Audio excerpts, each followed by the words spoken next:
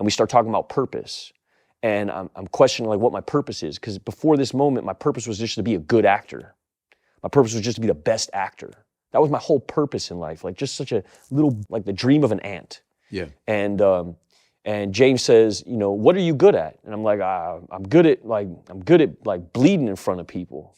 He's like, what are you talking about? I was like, well, that's what I do. You know, I sort of just throw myself at walls. They film me. People tell me it's good. That's all I know how to do. He's like, okay, so you're good at suffering.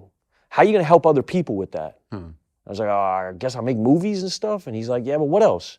And we start getting deep off into this conversation and what the arithmetic of purpose is. And James says, you find out what you're good at first.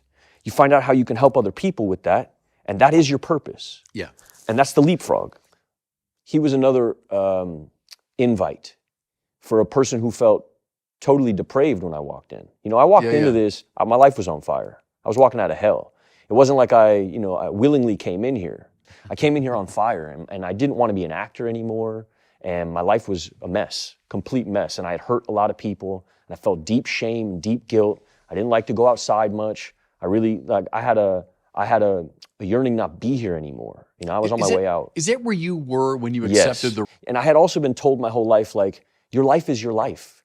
You have to make with it what you can, you know? You got to be a good guy, and then you got to get married, and then you got to get a house, and you got to get a job and do good at your job, and like your life is your life, and things will work out if you put effort in, and you know, it's up to you.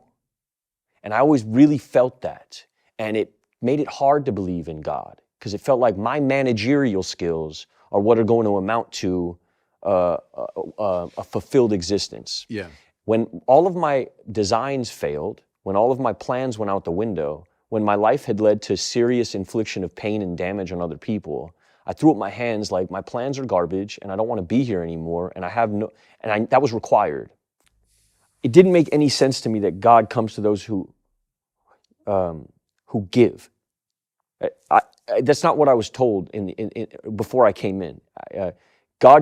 I came from the school of God helps those who helps themselves. Mm-hmm. That's what I was told. Yeah. And that's not what I found.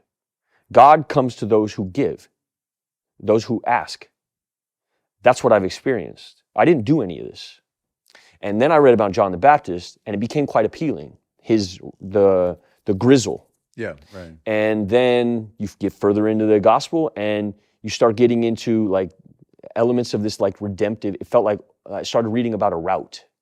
I started like reading a map, like towards something that felt like let go.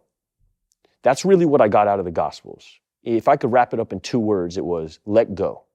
And at that time when I was reading it, I was holding on so tight to a life that I was slipping away through my hands, to 35 years of management, that the gospel gave me this invite to just let go. This deep desire to like hold on. Yeah. And so I read the gospel with this man, Jude, and I keep hearing like in many different variations of it, I keep hearing let go. Mm-hmm.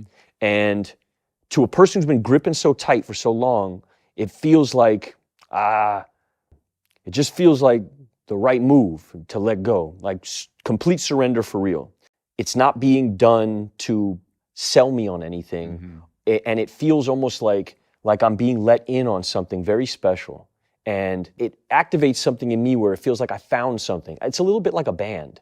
Mm-hmm. When a band is pushed on you, it doesn't feel the same way as you finding it. When you find it, then you root for it. It feels like this special thing that you found, and you protect it and you hold it and it's yours. When somebody's selling me on something, it somehow takes it kills the aptitude for it and my suspension of disbelief and my yearnings to root for it.